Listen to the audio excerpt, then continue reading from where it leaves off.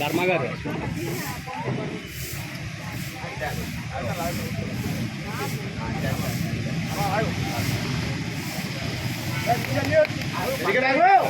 కట్టలేగాలి అది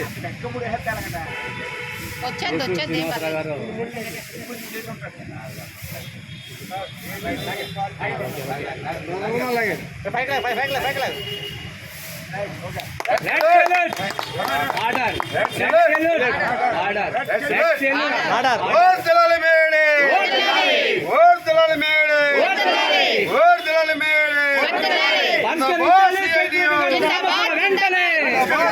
పరిష్కరించాలి సెక్యూరిటీ గార్డుల సమస్యల వెంటనే, పరిష్కరించాలి సెక్యూరిటీ గార్డుల సమస్యల వెంటనే, పరిష్కరించాలి సెక్యూరిటీ గార్డుల సమస్యల వెంటనే. పోరాడతాం పోరాడతాం పోరాడతాం పోరాడతాం సమస్యలు పరిష్కరించే వరకు, సమస్యలు పరిష్కరించే వరకు, సమస్యలు పరిష్కరించే వరకు రద్దు చేయాలి 450 కోట్లను. కార్మికుల ఐక్యత, కార్మికుల ఐక్యత. జిందాబాద్ జిందాబాద్ జిందాబాద్ జిందాబాద్ సిఐటియు జిందాబాద్. వద్దలాలి కార్మికుల ఐక్యత, వద్దలాలి కార్మికుల ఐక్యత. ప్రపంచ కార్మికులారా, ప్రపంచ కార్మికులారా, ప్రపంచ కార్మికులారా, కార్మికుల ఐక్యత. 450 కోట్లను 450 కోట్లను 450 కోట్లను.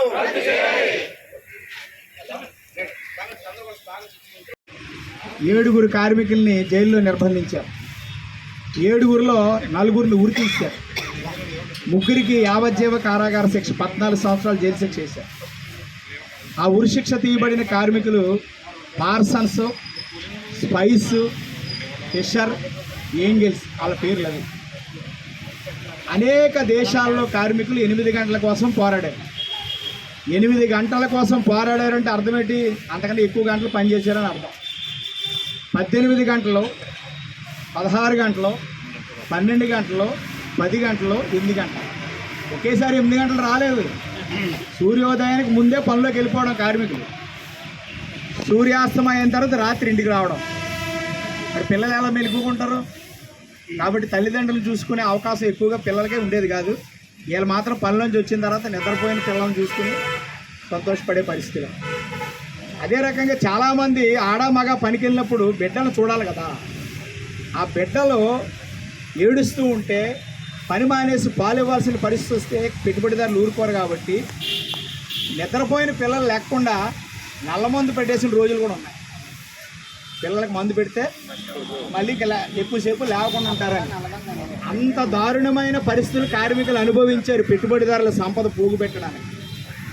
కానీ కార్మికుల జీవితాలు అంతంత మాత్రంగానే ఉంటే దీని అంతటికి కారణం ఏంటని ప్రపంచవ్యాప్తంగా కార్మిక వర్గం సంఘాలు పెట్టుకుని చైతన్యవంతమైన నేపథ్యంలో రోజుకి 24 గంటలు కాబట్టి 8 గంటల పని, 8 గంటల విశ్రాంతి, 8 గంటల సాంఘిక జీవనం, 10 మందితో కలిసి ఊర్లు వెళ్ళడం, ఫంక్షన్లకు వెళ్ళడం, ఉత్సవాలకు వెళ్ళడం, ఇలా రోజును 3 భాగాలు చేశారు. ఇవాళ మళ్ళీ వెనక్కి తీసుకెళ్ళిపోతూ ఉంటున్నారు. 8 గంటల పని లేదంటున్నారు. ఇప్పుడు ఫిక్స్డ్ టర్మ్ ఎంప్లాయ్మెంట్ అంటున్నారు. అంటే ఏ రోజు అంటే ఆ రోజు పని, ఇంకా ఫిక్స్డ్గా ఉండదు పని. ఇప్పుడు మోడీ గారు తీసుకొచ్చిన చట్టాలు 29 చట్టాలని 450 కోట్లుగా మార్చేశారు మోడీ గారు. దీని అర్థం ఏంటంటే కార్మికులు మళ్ళీ బానిసలుగా మార్చేయాలని. మన జీజీహెచ్లో సెక్యూరిటీ, శానిటేషను, మన మెస్ వర్కర్స్ వీళ్ళు 7 షిఫ్ట్లు చెప్పండి, 8 గంటలు మన డ్యూటీ. కానీ ప్రైవేట్లో ఎన్ని గంటలు ఉన్నాయి? ప్రైవేట్లో 2 షిఫ్ట్లే. సెక్యూరిటీ అయినా శానిటేషన్ అయినా 2 షిఫ్ట్లే చేస్తారు. ఇప్పుడు దాన్ని మళ్ళీ ఇక్కడ తీసుకొచ్చేద్దామని చూస్తారన్నమాట. రేపు రాబోయే రోజుల్లో 12 గంటలు పనిచేసినా జీతం ఏమైనా ఎక్కువ ఉంటుందా? జీతం మళ్ళీ ఏమి ఎక్కువేమి ఉండదు. అందుకని కార్మికులు మళ్ళీ బానిసలుగా నెట్టేయాలనే ప్రయత్నం జరుగుతుంది. కేంద్ర ప్రభుత్వం చట్టాలు మార్చేస్తే దానికి అనుగుణంగా మన రాష్ట్ర కేబినెట్ కూడా 10 నుంచి 12 గంటల దాకా పని చేయించుకోవడం తీర్మానం చేసింది. ఇంకా జీవో విడుదల చేయలేదు. ఆ తీర్మానం చేయగానే మనం హాస్పిటల్లో ఊరేగింపు పెట్టాం. 8 గంటల పని విధానం కొనసాగాలి. భారతదేశంలో మేడే 1923లో ఎగిరింది జెండా. నటరాజ్ బీచ్లో సింగారవేల చెట్టియార్ అని ఒక మా నాయకుడు ఎర్ర జెండాని ఎగరేశాడు 1923లో. కానీ ప్రపంచవ్యాప్తంగా మేడే పుట్టకముందే బ్రిటిష్ వాళ్ళు రైల్వే పెట్టినప్పుడు the great Indian peninsular railway union అంటే రైల్వే కార్మికులు 1862లో అంటే మేడే కంటే 24 సంవత్సరాల ముందే 8 గంటల పని విధానం కావాలని తీర్మానం చేశారు. అంటే 8 గంటల పని ఆషామాషిగా రాలేదు. ఎంతోమంది ప్రపంచవ్యాప్తంగా ప్రాణాలు అర్పించారు, త్యాగాలు చేసిన తర్వాత వచ్చింది. ఈవేళ భారతదేశానికి సంబంధించినంత వరకు కార్మిక వర్గం ఎన్నో పోరాటాలు చేసింది. మన దేశం ఏదో గోవ మీద కొడితే ఇంకో గోవ ఇచ్చేసే దేశం అని అంటారు. ఎవరు ఖచ్చితంగా తిరుగుబాటు పోరాటం మన భారతదేశంలో కూడా ఉంది. ఈరోజు ఒక 3-4 నాయకులు మనం స్మరించుకోవాలి. భారతదేశంలో all India trade union Congress ఏర్పడినప్పుడు స్వాతంత్ర సమరయోధుడు లాలా లజపతి రాయ్ ఆయన దానికి ప్రెసిడెంట్గా పనిచేశారు. 1942లో బాంబే లెజిస్లేటివ్ కౌన్సిల్లో డాక్టర్ బిఆర్ అంబేద్కర్ సభ్యుడిగా ఉండి కార్మికులు 8 గంటల పని విధానం ఉండాలా, కనీస వేతనాలు ఉండాలా, ఆడవాళ్ళకి పనిలోకి వస్తే వాళ్ళకి మెటర్నిటీ లీవ్ ఉండాలా, గర్భం దాచినప్పుడు సెలవు ఇవ్వాలా అని ఆయన తీర్మానం చేసినటువంటి పరిస్థితి కూడా ఉంది. ఈవేళ అలాగే గాంధీ గారు కూడా దక్షిణాఫ్రికా వెళ్ళి భారతదేశంలోకి వచ్చినప్పుడు ఆయన వచ్చే సమయానికి గుజరాత్లో బట్టల మిల్లు కార్మికులు సమ్మె చేస్తున్నారు జీతాల కోసం. బట్టల మిల్లు కార్మికుల సమ్మె కోసం ఆయన నిరాహార దీక్ష చేశాడు. జీతం పెరిగింది. అంచేత గాంధీ గారు కూడా మనం స్మరించుకునే సందర్భంలో ఇంకా ఈరోజు మే 1 దక్షిణ భారతదేశంలోనే కమ్యూనిస్టు ఉద్యమాన్ని నిర్మించిన త్యాగమూర్తి కామ్రేడ్ పుచ్చలపల్లి సుందరయ్య గారు పుట్టినరోజు. మన కార్యాలయం కూడా సుందరయ్య భవనం అదే. అంత మహానుభావుడు. ఆ రోజుల్లో ఆయనకున్న ఆస్తిని ఉద్యమాలకి పార్టీకి ఇచ్చేశారు. పిల్లలు పుడితే ప్రజల సేవకి ఏదైనా ఆటంకం ఇబ్బంది అవుతుందని భార్యకి కాదు ఆయన ఆపరేషన్ చేయించుకున్నాడు. పిల్లలు పుట్టకుండా వ్యాసక్తిని చేయించుకున్నాడు. తల్లిదండ్రుల నుంచి ఆయనకు వచ్చిన ఆస్తినేమో పార్టీకి ఇచ్చేశాడు. మొదట పార్లమెంటు సభ్యుడు, సైకిల్ మీద పార్లమెంట్కి వెళ్ళాడు. అందులో వచ్చిన జీతం కూడా పార్టీకే. ఎన్నో త్యాగమూర్తి సుందరయ్య గారు ఈరోజు పుట్టినరోజు. ఇలాంటి మహనీయులు మనం స్మరించుకుంటున్నాం అని అంటే మనం మన తోటి వాళ్ళ సహాయం కోసం మనం నిలబడాలి. ఈవేళ కాకినాడ గవర్నమెంట్ జనరల్ హాస్పిటల్లో నేనేమంటానంటే ఇక్కడ ఉద్యోగం చేస్తున్నందుకు కాదు జీతం, లోపల అడిగెట్టినందుకు ఇవ్వాలి జీతం. మిగతా ఉద్యోగం వేరు, హాస్పిటల్ ఉద్యోగం వేరు.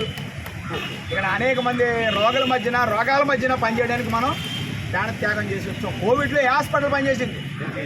వెంకటేశ్వర స్వామి కానీ ఆరతి ఇచ్చినప్పుడు తలుపేస్తారేమో కానీ గవర్నమెంట్ జనరల్ హాస్పిటల్ తలుపేయడం అనేది ఉండదు. అందుచేత మన కామ్రేడ్స్ ఎంతో ప్రాణాలకి పణంగా పెట్టి కూడా సేవలు చేస్తున్న పరిస్థితి మన జీజెచ్చులు ఏ వర్కర్ అయినా ఏ ఉద్యోగమైనా ఉంది. ఇప్పుడు గొప్ప పనిలో మనం నిమగ్నమై ఉన్నాం. గొప్ప పని చేసేమని ఆనందమే కాదు, ఆ పనికి తగిన జీతం కూడా కావాలి, ఆ పనికి తగిన గౌరవం కూడా కావాలి, ఆత్మగౌరవం కావాలి మనకి. కానీ ఇలా కాంట్రాక్ట్ వ్యవస్థ వచ్చిన తర్వాత బాంబేలో హైదరాబాదు కాంట్రాక్టులు టెండర్లు వేసి కార్మికుల్ని బానిసలుగా చూస్తాం. 5 నిమిషాలు లేట్గా వచ్చావా డ్యూటీ ఆగిపో, నువ్వు ఎఫ్ఆర్ఎస్ చేయలేదా డ్యూటీ ఆగిపో, చెప్పకుండా టాయిలెట్కి వెళ్ళావా నువ్వు డ్యూటీ ఆగిపో. మొత్తం డ్యూటీలు ఆపేసే పనిలోనే ఉన్నారు. అలాగే 4 ఏం బిల్లులు ఏమీ తక్కువ. అంటే ఇది ఒక దోపిడీ వ్యవస్థలో ఈ కాంట్రాక్ట్ వ్యవస్థ వచ్చింది. సిఐటి ఉద్దేశం ఏంటంటే ప్రభుత్వ వ్యవస్థల్లో కాంట్రాక్ట్ ఉద్యోగం అనేది ఉండకూడదా, ఏదైనా పర్మనెంట్ ఉండాల్సిందే. కొన్ని రోజులు పోయిన తర్వాత పర్మనెంట్ చేయాల్సిందే. అంచేత కామ్రేడ్స్ మనం ఈ మేడే స్ఫూర్తినంటే మనకు ఉన్న హక్కులు కాపాడుకోవాలా, కొత్తవి కొన్ని సాధించుకోవాలి. ఇప్పుడు కొత్తవి రావట్లేదు, ఉన్నవి తీసేద్దామని చూస్తున్నారు. జీజీహెచ్ సెక్యూరిటీ గార్డ్స్లో అత్యంత దుర్మార్గంగా 5గురిని డ్యూటీలు ఆఫ్ చేశారు. 38వ రోజు ఈరోజు మనం పోరాటం చేస్తాం. రేపు ఉదయం 10 గంటలకి తల్లి పిల్ల బొమ్మదేరి ఒక పెద్ద ధర్నా ప్లాన్ చేసాం మనం. రేపు ఉదయం సెక్యూరిటీ గార్డుకి సపోర్ట్గా ఏ సంఘంలో సభ్యులైనా ఎవరైనా సరే సెక్యూరిటీ గార్డు పోరాటానికి మద్దతు ఇవ్వాలని సిఐటి సందర్భంగా మనం విజ్ఞప్తి చేస్తున్నాం. మనం కొన్ని హక్కులు సాధించుకుంటేనే కార్మిక వర్గాన్ని మేలు జరుగుతుంది. సిఐటియు 8 గంటల పనిని 6 గంటలు చేయమని అడుగుతున్నాం. ఎందుకు అనుకుంటున్నారు? 6 గంటల పని ఉంటే పని బాగా క్వాలిటీగా జరుగుతుంది.